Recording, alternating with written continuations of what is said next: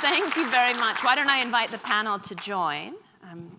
This is yours. So thank you all. It's actually one of my favorite stories of ever meeting someone, is having Amy interrupt a breakfast, say, please call me, and then just disappear.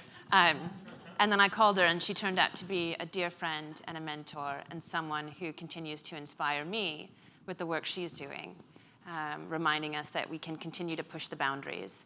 And it might not always be easy, but if we have courage and if we share what we're learning and what we're doing with each other, then we also have community. And in that community is actually how we make radical changes and we make them stick. And so I've had the privilege of being in that conversation with Amy. So I have a lot of things here with me, and I have an amazing panel. So let me take the time to welcome the live stream. Hello, I believe you see us all.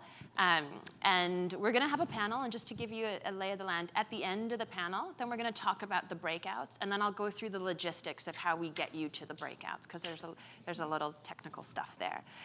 But let me take a moment just to mention again our amazing panelists. It's Bettina in the corner, Nadja in the middle, and Stefano.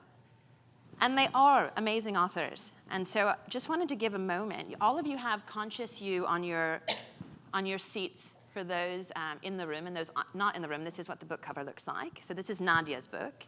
Bettina's book is New Work Needs Inner Work. And it's available in German online. The title is in English, so you'd be able to find it if you go online. And the English version comes out on Friday, and it's an ebook. So just to be mindful, if you're a native English speaker, or if you are not native English speaker and you're just not a German speaker, you can get it on Amazon on Friday. And Equity is Stefano's book, and it's in English on Amazon. And for the next 2 days, until the morning of the 13th, there's a 99-cent sale. So you see the books in hardcover, but they're also up there.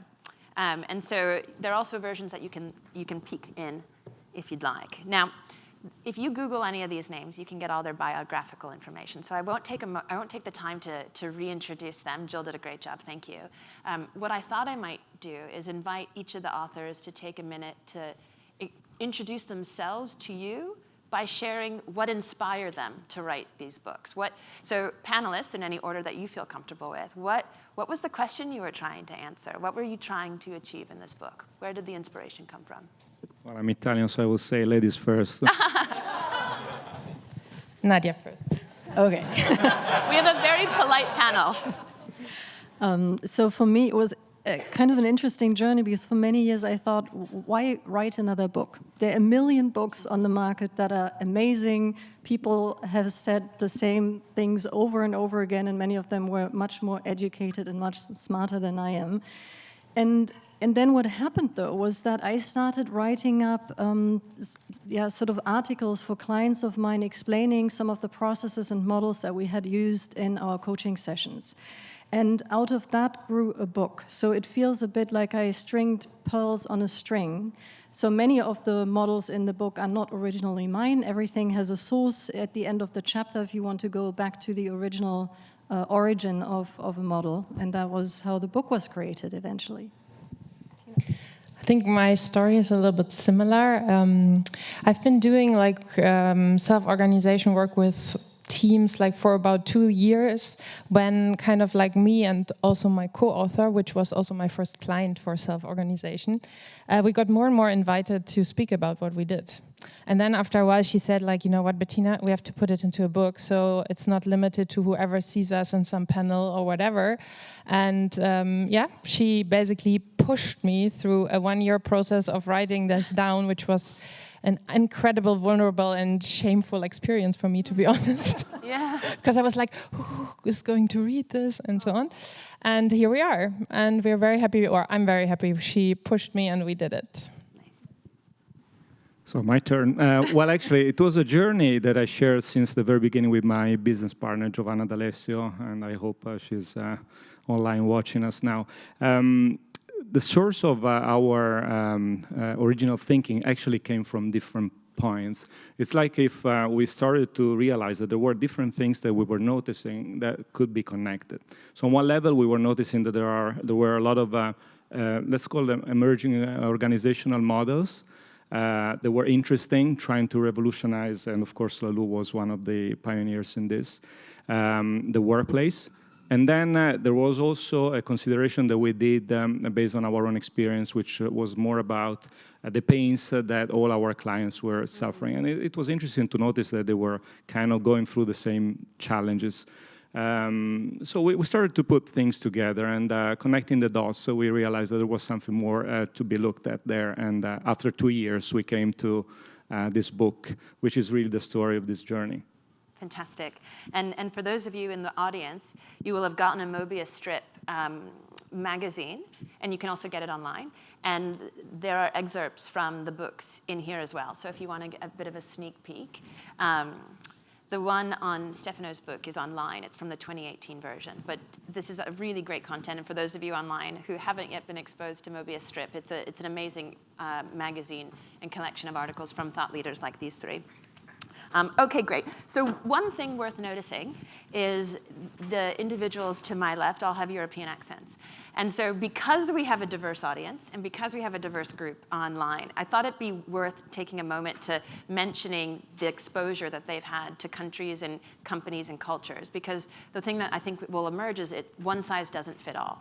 And when we talk about organizing models, we have to consider so many different components. So these three individuals together have worked and lived in Germany, Italy, the UK, Sweden, the US, the Netherlands, South Korea, and China. So they've been exposed to those cultural and organizing models. In terms of industries, they've worked in education, corporate, pharma, the university academia world, finance, oil and gas, social enterprise, and family-owned businesses, which will have their own unique set of dynamics. And then in terms of organizations in general, they've been in big and small organizations, public and private, and profit and non-for-profit. So it's with that lens, I would just want you to listen that, sometimes our inner skeptic will go, yeah, but that wouldn't work here. And they have seen a lot of different types of organizations. So we're also going to be talking about a lot of key terms. This is the most I'm going to be doing during the session. And it's important to make sure that we're all talking about the same thing. And we start to clarify terms and define terms to make sure that we're all on the same page. So I thought I might ask Nadja to give us a framework of one of the ways that we can start to calibrate the conversation that we'll have. Thank you. So we decided, in order to have a bit of a framework for, just as guidance, what are we really talking about when we're talking about inner work? We wanted to put up the model that many of you will know from Ken Wilber's work, the 4 quadrants.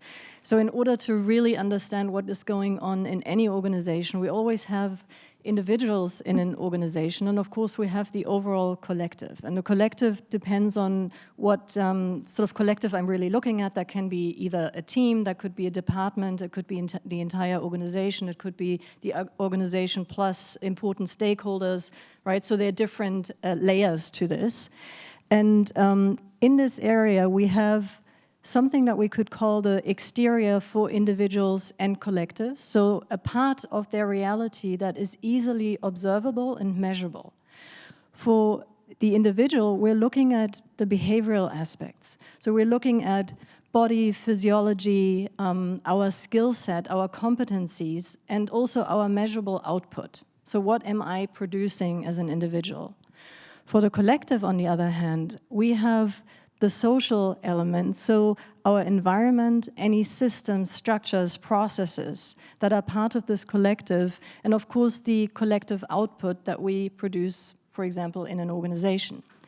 Then there are elements to these 4 quadrants that are interior, so they're less easy to observe from the outside. They're more experiential. And for the individual, this is of course our psyche, mindset, our individual consciousness. And for the collective, we're looking at the cultural quadrant, so anything that makes our culture, which ultimately is our relationships, our shared values and norms, and the way we communicate with each other. So that just to say that's sort of where we're walking today. Fantastic. And the intention behind that is, as we use phrases like inner work or outer work or structures, we'll be loosely anchoring on this model, but the panelists might not all agree. And hopefully they won't. I've encouraged them to contradict each other or offer different points of view. So Jill mentioned the Reinventing Organization book from Laloux. And it is a seminal book, and it is one that has inspired each of our panelists. The panel itself is called New Work and Evolving Organizational Forms.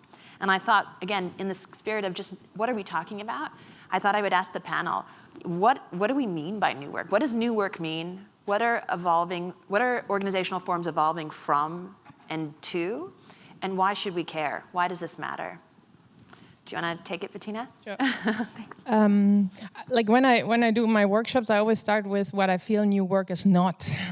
So because I've seen many companies starting with like, so because now our employees can choose which place they want to sit up every morning, or we allow people to bring their dogs, or now you can do home office. So there are all kind of variations and ideas what new work can be. Right? But if we pick it up from Laloux, we see like, okay, there are obviously, and I find Laloux's book very beautiful in describing like new elements of organizational collaboration, which are centered in, suddenly we are using not status or role-based hierarchies anymore, but we go into something we call self-organization. But then the question is, what the heck is self-organization? And as Laloux puts it, and I personally also understand it, it's like it's a new instrument which we could call, or we call, competency-based hierarchies. So we build in an organization, in a group of people, temporary hierarchies based on who does the job the best. And once we don't need them anymore, we dissolve them. Or if you imagine doing that in your team or your company or the field you are in, you can imagine how high your level of self-reflection and communication has to be able to arrange that. Because if Nadja and me are working together and then I decide, okay, we're going to do something now, and Nadja thinks like, you know, I never done it before, but I'm going to program our website, I might be able to, I need to be able to tell her, sweetie, maybe not. Let's maybe get somebody else here. So maybe in between Nadja and me, because we have a good personal relationship, that's easy. But in a team where people maybe don't have that level of trust and intimacy with each other, it's more complicated. And I think this is the element where Laloux speaks about wholeness. That suddenly authenticity becomes a key element in organization because it's the base on which we run our ability to use competency-based hierarchies to organize. And then, as the third element, he mentions something he calls evolutionary purpose. And this is the observation that more and more companies move away from mental strategic planning to something where they perceive a company to be in a kind of evolutionary movement which they need to follow, not which they need to create, because it's already there. So we have these three elements, and I think they are somehow like the goal, like the element on the, let's say, far end of a range. So if we put authoritarian on the one side and self-organized on the other side, you could also imagine there are many shades of gray in between. So one important point for me is always to say new work or self-organization is not for me the new thing we all have to do. And a point I'm also trying to make in my book is I find it much more important and effective if a company is able to understand all four quadrants about itself and then choose the collaboration model which fits. And in a way, I would almost say this is new work as well. So if we are in a very tall functional hierarchy and we feel, okay, we need more space, jumping to self-organization is very unlikely, you know, because you will need to work on all four quadrants. So for me, it's always like very important to emphasize it's not so much about choosing the collaboration model, it's about understanding yourself and your company on all four quadrants and then thinking about which model fits to you the best and will enable you to implement the task you are about to do together. So if I hear you right, there's not one definition of new work. It's really the evolution of work at its current state. And that requires an element of organizational self-awareness, exactly. Plotting against these four quadrants, and then working at the area that is kind of the next best step, as opposed to trying to jump a bunch to an end goal, which might look like zero hierarchy, total self-organization, complete authenticity. Stefano, talk to me about equity, or talk to all of us about equity. Jill, I'm with you. It's not an easy word to say. I know. Where does that fit in this conception of new work? Well, it fits over there, all over the place, because it was very interesting because Laloux was definitely one of our main sources of inspiration when we started to think about this. There were other sources. What we noticed is that there are a lot of attempts and models that are emerging. Not all of models are actually covering the whole spectrum of those 4 quadrants. So when I say that equity is actually all over the place, I really mean that one of the efforts that we tried to do was to try to embed in the model different dimensions. So there is definitely a dimension that has more to do with culture and mindsets of people. There is the dimension that has to do with structure and processes and systems. There is the dimension that is also, if you want, the most provocative of the model, which is about letting go totally hierarchy. And I know this will raise a lot of questions and pushbacks in some cases, but I think that we live in a time where we need to be disruptive. We witnessed a certain evolution of organizational models, which has been adding new things or doing slightly different things compared to the old way. Now I think we are really seeing real attempts to disrupt also the organizational model, and it's a very interesting trend to look at. When I agree that we are seeing new attempts, one of the things that seems to come up in Laloux's book is this idea of a more evolving state of consciousness and more conversation around it in non-traditional or environments like Wall Street, which leads itself to this concept of inner work. How do you see inner work, Nadja, in the role of new work in evolving organizational forms? Well, one of the statements in Bettina's book that I really loved was, if we begin to decrease external structures, so if we're taking away something that gave people a sense of security in terms of bureaucracy, let's say Stefano and I are in a team, we're having a conflict in a hierarchical organization, I can just delegate that upwards, right? I can go to you and say, Golby, you figure it out. Like he's an idiot. I can't work with this man, right? And that happens. That happens. Yeah. I mean, not between us. We're actually, very close. But escalated. Now, in a system where we have less external structure, we actually need to increase people's internal capacity to have more structure, to hold more tension, to be more self-regulating. Because that suddenly means we may not have that boss anymore, so him and I need to have a way to self-regulate and also regulate between the two of us in order to find a solution for the tension that we've created in this relationship. So in a sense, I would say, I would have really loved to steal her book title because it's so ingenious. New work really does need inner work. Yeah. So when we look at the 4 quadrants here, it is really about understanding what is my side of the 4 quadrants, the individual side. So to have great self-awareness about what are the behaviors that I have, how do I show up for others, how is my self-assessment maybe also different from how other people experience me, which can be shocking at times. And then with a lot of self-compassion to understand there's a story behind that. So I didn't become like that because I'm an evil person or I'm stupid. There were survival mechanisms in my past that led me to this path. And it doesn't mean that I have to travel on this path forevermore. Yeah? So that is the part of inner work that I feel is actually really necessary. And to some degree, I would even say, is the foundation for something as radical as equity. Because at least my experiences, and I'd love to know what your experience has been working with clients, I'm excited about models like equity or even more fluid forms of self-organization. However, in client system, I often experience a lot of fear around that. So there are always some people who go, yeah, we've been waiting for this for a long time. That's about 20%. Then you have, a whole big middle bit where they sort of sit on the fence and go, well, I don't know, interesting, but, we'll see. And then you have 20% who are actively sabotaging you every step. Now, if that happens, again, not bad people, but they're acting out of fear. So how do you create the soil for that level of organization to sort of emerge naturally rather than pushing that down their throat? That, for me, is the inner work piece. It's a great question. What do you think? What have you seen with your clients? What are the traditional obstacles or resistance? Well, I think you touched on a very good point. Well, first of all, we did a very interesting research a couple of years ago when we started to work on the book, and it seems like the level of readiness of people, generally speaking, towards this kind of models is higher than what one might think. So, for example, one of the results, also for the US, by the way, was that about 25% of the people that took part of this survey, this study, were actually pointing to the notion that in the future organizational models to be successful should be based on a network of self-organizing teams.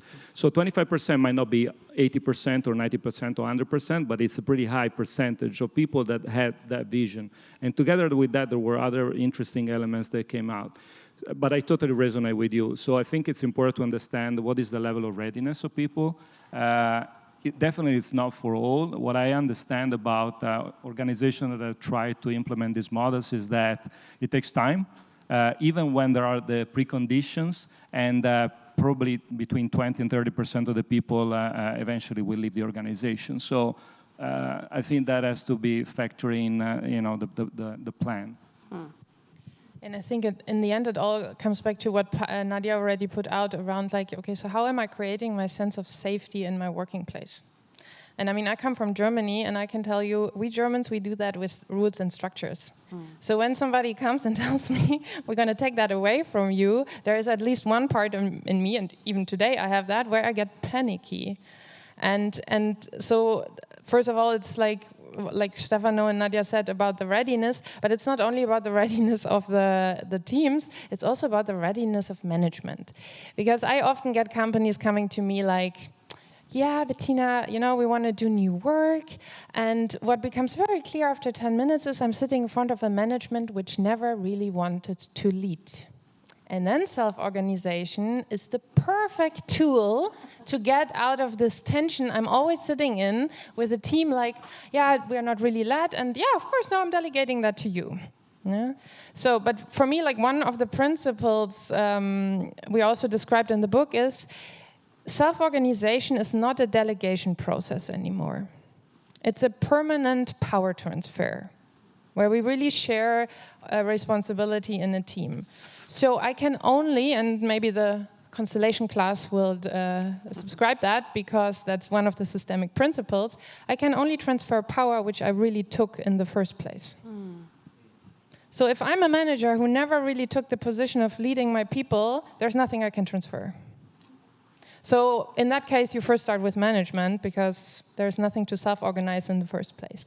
Of course, there's also the other way around. I often have people coming to me like, I read the Laloux book, it's so super hip and fascinating, and you can feel they really want to have that for their company, but because it's a hip thing. And what you can feel underneath that is they're not willing to give up control. And this is one of the worst ambivalent situations appearing from that is that you have a boss who gives you freedom and then corrects every decision which is not in his or her opinion. And this is really how you destroy teams, because this is how you destroy trust. So it's like not only the readiness of the team, it's also really the readiness of management. And I think this reflection of managers and CEOs to really see, okay, so what's my relationship to how I create my sense of safety in a company, by leading or not leading, by really fully taking power, by control, and how do I relate to the idea, because that's the basic principle behind self-organization, that I really believe that decisions should be made where the competency is, and that a role-based hierarchy doesn't allow us anymore the flexibility which answers the question coming from the complexity we are trying to navigate. Because in the end, we need to navigate complexity now. There's no way to control it anymore. Yeah, go. And actually, I was just thinking of a client that I've been working with where the intent was also to work in that direction. And at some point, I had a conversation with the CEO around exactly that, sort of in how far was he fully owning his leadership position and the fact that he was the source of this organization, that he was carrying something quite special in the system. Because he went into this whole process of, we're all equal. And I said, no, we're not all equal. And I think that is something that is also misunderstanding potentially in this whole self-organization space. This is not about democracy. This is not about everybody being equal and, you know, sitting in endless meetings and having endless discussions and then everybody's voting. What it is really about is looking at who is the source for the company, because nothing in this field really begins to shift if you don't have a powerful source who owns that as a vision for wanting to make that happen. And then trickling down, to your point with where's the competency, I would even say who is the source for whatever project wants to emerge. And that person has the right for decision making and really takes other people in that system as advisors until he or she as source is fully clear. And that is a very, very different approach to working than saying we are all equal and we're going to you know, create all of this together. Of course there is a big together element, but it's not sort of a basic democracy. I think to build on what you're saying, Nadja, I think at least in our mind, equality has to do with giving everybody the same opportunities to emerge and express their own potential. So you work on the conditions around them, you work on the person, you put the person in the center, but you create conditions where people can actually express themselves, and that can make a difference. So it's not about being equal, the same, of course, but it's about having the same rights to emerge. We talk a lot about equity in Silicon Valley right now, and there's so many startups and tech companies that are really trying to push the edge of what's progressive, and so they're trying to experiment with all these models. If I hear what you all are saying is, and again, just to reiterate for those very contextual thinkers, which I identify as one, this definition of new work it really is emergent, and all of these are contributing to what's possible. And there's some companies that are testing this and they're successful. There's some companies that aren't. You know, I think I read in your article that in Mobius strip that there's some people who would consider themselves new workers that are already giving up because they're not seeing the impact they want. So this is still very experimental. But there are some key components that I hear in all your work, which is this tension around hierarchy or self-organization, the concept of decision-making and power and control, the idea around accountability. Let's go to the hierarchy one, because I think that's a really important one. And depending on what culture you come from or what industry you come from, hierarchy can mean something different. So you mentioned Germany. I know if you were in Japan, hierarchy would bring something else up. If you were in Australia, hierarchy is different. If you're in America, is hierarchy dead in companies? Is there no use for them anymore? Do all companies that have some sort of structured hierarchy system need to just eliminate it because this is the way of the future? Well, we might have slightly different viewpoints on that, right? So I'm going to start. I'm going to hand over to Stefano because I'm sitting between two extremes here, I feel. I would say the answer is no, because it depends on the level of maturity of the system. Right, so until a system as a until enough individuals in the system have matured to a point where they're not driven by their original fears anymore, hierarchy might actually be the best way for them to coexist. Once that shifts and changes, then I think hierarchies can be dissolved, and sometimes maybe even in a radical step that might be appropriate for that particular system. So what's the signal that maturity has been reached? How would I know that my organization is psychologically mature enough? I don't think there is like a test or a formula that you can use to say. You do? Okay, now we have some tools that can tell us, if there are the preconditions and if, it makes sense to give it a try. The truth is that you will never know until you are in the journey, because when you start changing the conditions where people are working in, people will start behaving in different ways. And at the same time, you also support them in the journey by working on their, let's say, fears and the level of personal mastery. So along the journey, you will understand who are the people that are willing to, step up in a way in their level of personal development, and those who are not willing to do it. And there will be always people not willing to do it. But I agree with you, Nadja. It's not for all. It's not for. It's not necessarily true that hierarchy is the evil and it's not good for in any organization. What we're suggesting is that there is an interesting concept here. people in organizations sometimes are treated as people that are not capable or self-direction. Maybe if you look at the same persons outside of the organization, there are people that run a family, organize vacations, deal with very complex situations. So why are the same people that are so independent and are able to self-organize outside of the organizational context, not be so good in the organizational context to do so? I think it's a matter of creating the conditions for them to really prove their worth in one way, and also prove that they are trusted. So long as you have somebody that is above and somebody that is below, the message most of the time will be, you're not, worth the trust. You're not capable of self-direction. You need a guidance. Is it really true? Go ahead. I have so many questions. I'm trying to parse through them. Go ahead. I think maybe from the way I work with organizations, which is as I said, like a kind of emergent process, the approach I'm having, if we go back to the 4 quadrants, is that I work with a company to become very clear in the inner quadrants. Like, who am I? What's important to me? What do I want, basically? Are there any major experiences I'm bringing to the table? And then what do I need to be able to contribute? And this exists on an individual, but also on a collective level. And then I'm searching with them for the structures and processes fulfilling their potential. So in a way, I feel a part of new work for me is moving away from choosing a model. Sorry, Stefano. More back to okay, who are you? What's your team? What's the market you are in? What's the product you need to produce? And then pick from all the beautiful instruments the one, or invent a new one. My companies tend to invent new shades of gray in between completely authoritarian and completely self-organized. And then you have a mix. So sometimes you have self-organization within a kind of framework. So there's still somebody holding something. Mostly it's budget-related, final legal responsibility. But within the field, we design a lot of elements where we can self-organize. But it's not completely self-organization because somebody still holds the playing field we are playing on.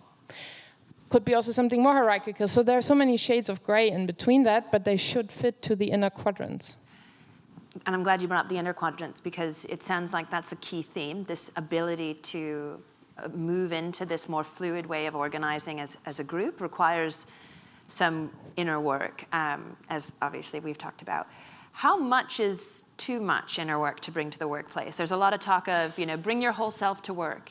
And depending on what company you're in or what culture you're in, that might mean, naming a feeling in real time. For some, it might be talking about your life details of your experience, your partner, your upbringing. And for some people, that's bringing their trauma to work.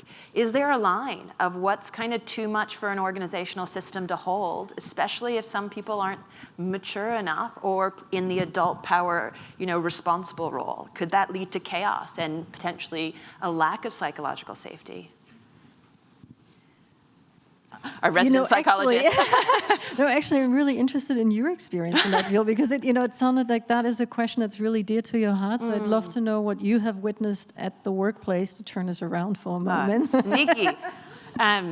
What have I witnessed? Well, I really do think one size doesn't fit all. And everyone comes to work with their own experiences and their own traumas and their own conceptions of what work should be. And it's influenced by a host of things, how they were raised, the country that they live in, the industries they've been in. I do think that if you create a condition, in an ideal world, you would create a condition where people feel like they could be themselves. What I have witnessed, and I just want to make sure that we're being responsible as leaders in the conditions that we're creating, is for some people, pushing the envelope is saying, I feel angry right now and I want to be heard. And that is a radically vulnerable thing. For some people, that is not at all vulnerable based on a number of factors. What's vulnerable is talking about their trauma. And if you don't create the conditions in a company for for people to know kind of when to act and not act, you have someone who's learning to name a feeling, getting into a conversation with someone who wants to talk deeply about their trauma. Both are being authentic in the workplace, but neither of them are probably going to get the reaction that they want from the other person. And my fear is always, oh no, what does that do to the person who gets flooded, because they're learning to name a feeling? Or what does that do to the person who wants to be validated for their trauma and isn't being validated? And then how scared are they to potentially show up in their full self tomorrow at work? And I just want to make sure that they feel okay. Does that make sense? Yeah, no, that makes a lot of sense. And actually, I understand your question a lot better now. And, you know, and partly, actually, I would say that makes a case for our line of work. Because I do think such a fundamental shift, such a cultural transformation needs support, right? So there's something about having the right support team around you as a team, as a leader, as an entire organization for exactly those kind of occurrences to be held, because that may not be the competency that is already within the system, right? That being said, I guess my natural inclination is always, wouldn't it be amazing if we had a workplace where people could come with their full story, including the traumas that they have experienced, because they will affect how I show up at work, right? If I have an immigration background, if I have an exile background, if I have a background, you know, as a transgender person, if I'm gay, if I'm a different skin color, all of these experiences come with their own little set of big or small traumas. And why not create a workplace where that has a place? At the same time, I also think, of course, my team is not my therapy group, right? So how do I get the right support system around me in order to make sure that those experiences are processed in an appropriate and safe way?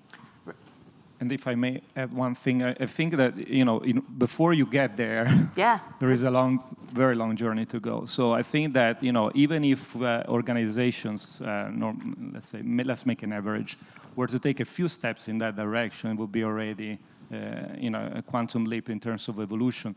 So the work that we do with teams, for example, we create that container, that safety around them. And what happens is that we give them the opportunity to take some steps forward. And what happens is that the people will self-regulate. So some of them will be willing to take 5 steps in front of their colleagues. Some people will take only 1 step, and that's okay. So long as there is safety, as you were saying, around, I mean, the whole system will self-regulate at some point. I think I would like to add to that for me, it's in this inner work element, it's super important to keep all the time the orientation as, like, for the team as a consultant, that it is not a mean to its own end. You know, it's not that we communicate for the sake of communication. We don't self-reflect in the company for the sake of self-reflection. We do that because we decrease the orientation structures which normally would navigate the situation for us.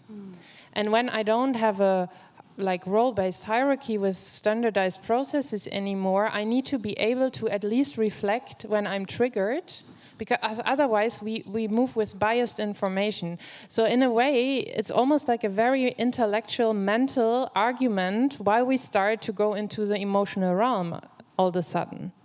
And I think this is like something which I agree, that's a maturation process. That's not an intellectual process for a person. And that takes time.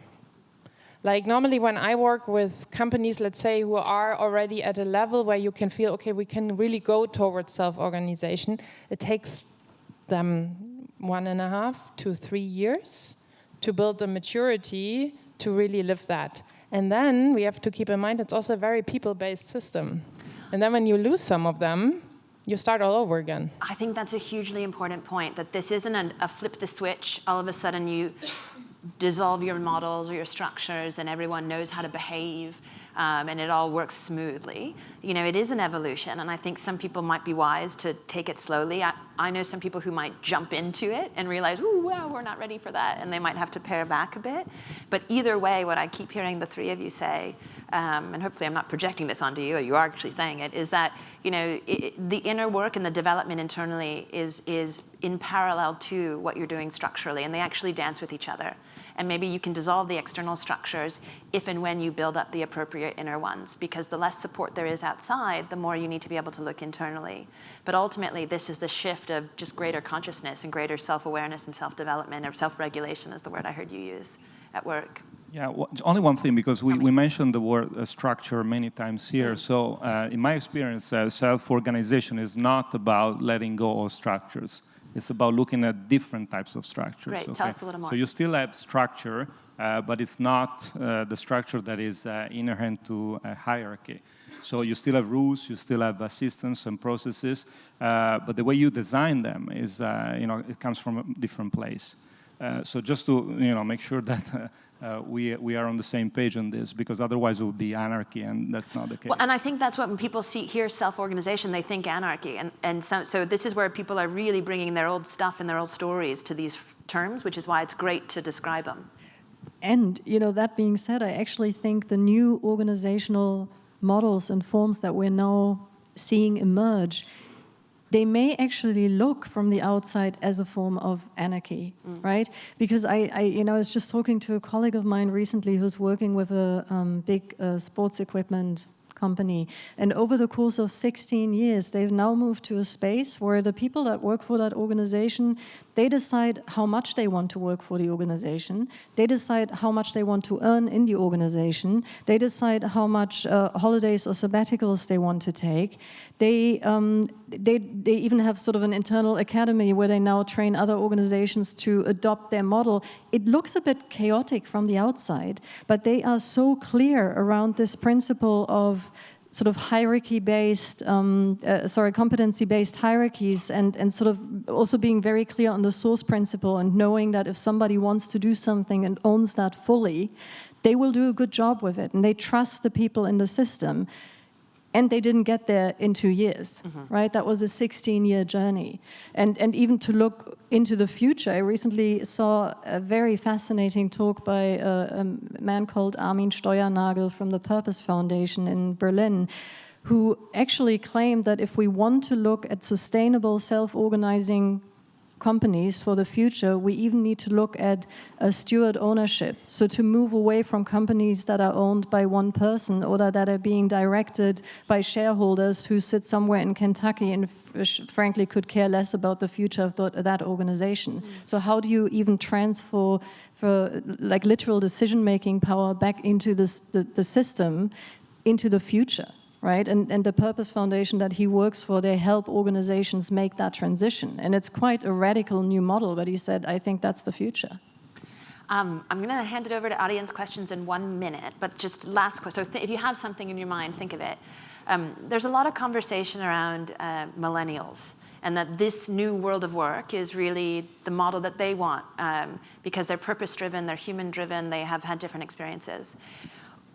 Let's actually not talk about the millennials so much as the Gen X, right? And the baby boomers who are still in the workforce, because this is, if it's so natural for millennials, great, they'll adapt, and they're the ones pushing. But what about those of us that need to change our concept of work, to actually get with the times? What thoughts or advice do you have with people who maybe were raised in a different mental model? Well, it's not so much as an advice, it's really about how you structure the change process in the company. That's why, we came up also with the 4 quadrants here. It's like, imagine if you put, I'm always thinking of my mom in that case, who's 65 now. If I would put my mom in a new work model now without giving her any chance on reflecting for herself how she actually looks at leadership, collaboration, safety, she has no or little chance to really find her place. It's the only thing which will most probably come up for her is fear, and then resistance. So, it's really how we structure the change process and how much we allow an organization and its members to reflect on, okay, we're gonna change something in the outer quadrants. How is that affecting me on the inner quadrant? And then, of course, it's also a question, do I have to build some new competencies to be able to live the new model? And that's also true if I move from a bureaucracy to a functional hierarchy. Yeah? To be able to navigate that system, I also need to have completely different competencies. I have to have also a much more entrepreneurial-driven mindset. So we have done that also in the past, right? Like moving from one model to the other. It's just now we have a new emerging concept. And coming back to the generations, my experience is actually it's not so generation-based. I've seen everything. I also have very, very scary 22-year-olds who were so conservative and so structured, because obviously universities changed a lot in the past 10 years when I was out of it, that they were just basically saying to me, okay, no, but I need somebody to tell me what to do, how to do it, and in which quality to deliver it. And I was like, you are 22. Shouldn't you rebel? What's happening here? Yeah. So, I'm actually, my experience is there are some beautiful people from the baby boomers who are so mature that they also just waited for that day. So this is a psychological maturity thing as opposed to a chronological age thing? Yes, and I also have an example of this, because one of the activities that we do to understand where people are in this, let's say, space, but also to have them experience what is the difference between working under the hierarchical rules and different rules. So we did this with a lot of people already, and it was very, very interesting, because one of the main insights that I got out of these exercises was that the most resistant people to adopting self-organizing principles are actually the new managers. So people that are maybe between 25, 28, and 33, 34 years of age. And it was Before they realize how hard management is and they're willing to give it up, they're like, great.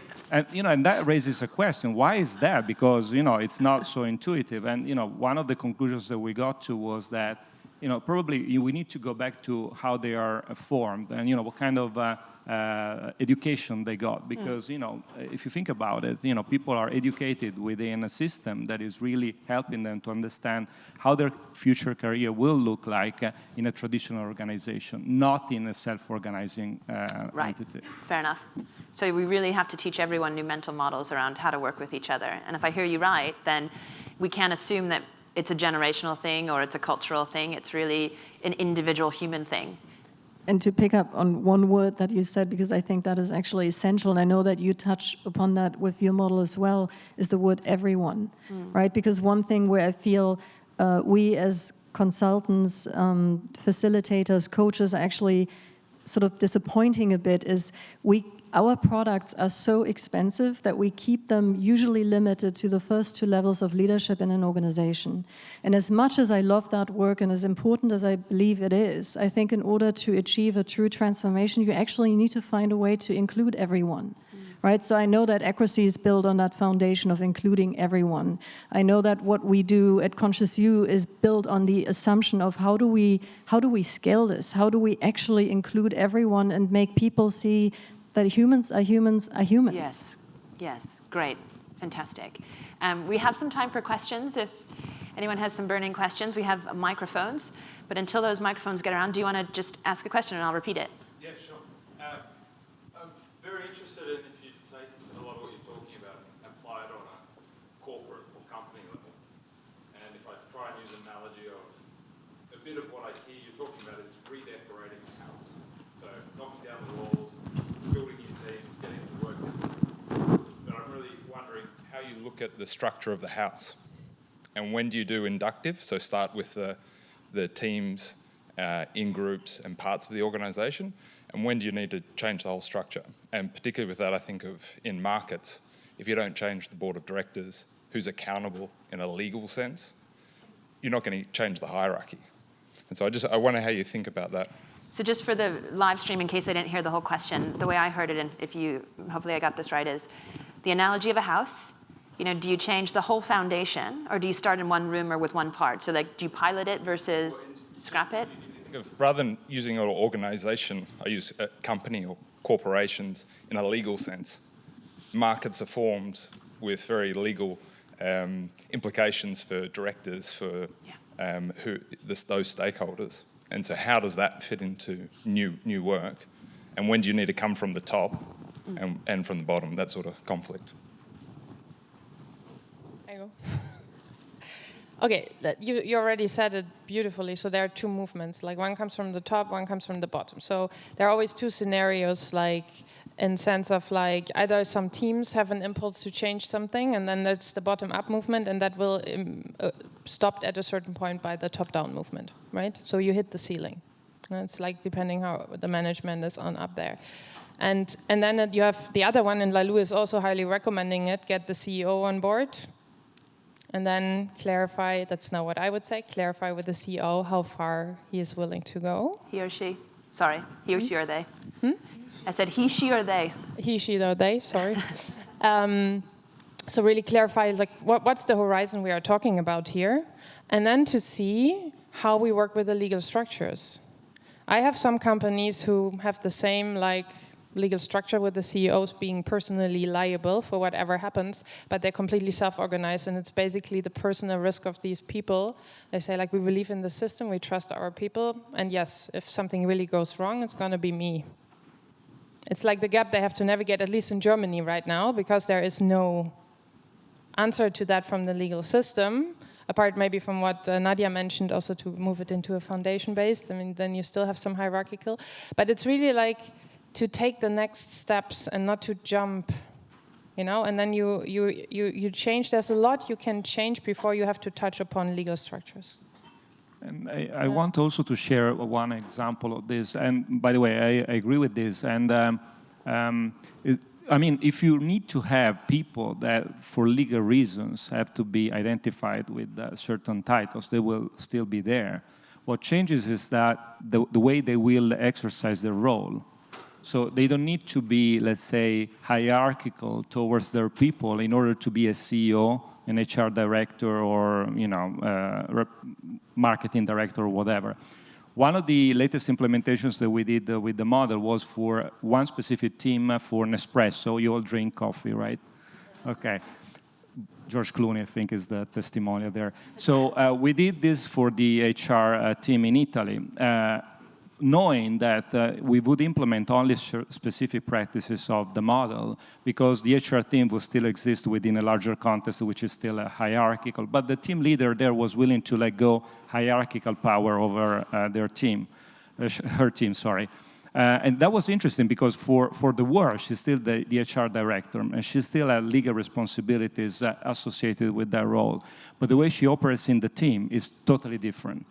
She will never, right now, override a decision by a team member by virtue of her, let's say, old authority linked to the HR director role. Other questions?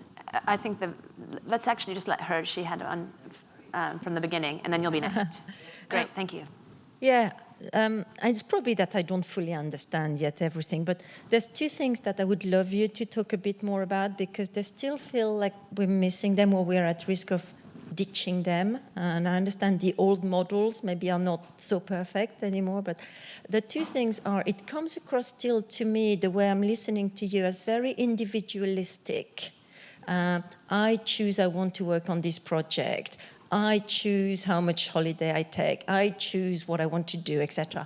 And for me, there's the element of community and family, and we're working together, the we of, you know, in a family, I don't decide my holiday completely independently from my husband and my children and everything. So that element of the we that I just feel for me becomes a little bit forgotten, but I'd love to hear from you. And the second element is the element of a journey. I think in the current conception of work at the moment, there's a feeling, or at least we feel it at Egon Zehnder, of also providing people a journey, providing people an opportunity to grow, to learn, fulfillment, etc. Which again, I feel I'm missing again a bit here, like you're here for your competence today and your task today, and then move on. So I'd love to hear a bit more from you on these two things. So one image that I find quite lovely when we think about an organization is the image of a flock of birds flying together called a boyd, right? And you've all seen formations of starlings that make these wonderful, beautiful, lyrical formations in the sky. Now, if you zoom out far enough, that actually looks like one thing, right? If you zoom out far enough, that looks probably like one big black blob moving in the sky. But if you zoom in, you see that it's all individuals, and they're dancing together. And for me, that is a beautiful metaphor for an organization. A friend of mine, Charles Davies, actually said, there is no such thing as the organization. There is only organization. So that means we have individuals who get together and move together in harmony for a certain amount of time until they're not. right? And you see in the Boyd how it also changes who's taking leadership in the Boyd. So there's something really fluid about that. So there is a we, and the we is really governed by the communication structure between the individuals in that system. So the we is hugely important. I think we need to build the we through constant dialogue, constant sharing, constant storytelling, constant co-creation. So that is definitely a really important aspect. And then just quickly to your question about the journey, I would say we all three believe deeply in the necessity of a journey. None of this is done in a 2-day workshop, clearly. There is a process.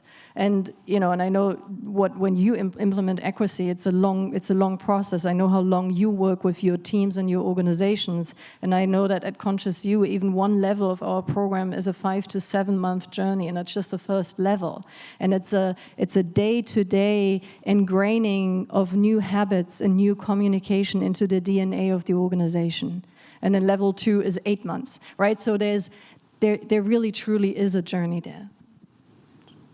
I just would like to add something to the we, because I think and that's also the element in Laloux's book around evolutionary purpose. Like when we talk about a we basically are referring to a field and not a group of individuals identifying in a belonging together as a group anymore. So like in Nadja's picture, it's like we zoom out far enough and it looks like one. And this is a totally different field of information to tap into than when we are building an identity as a group. It's almost like one level above that.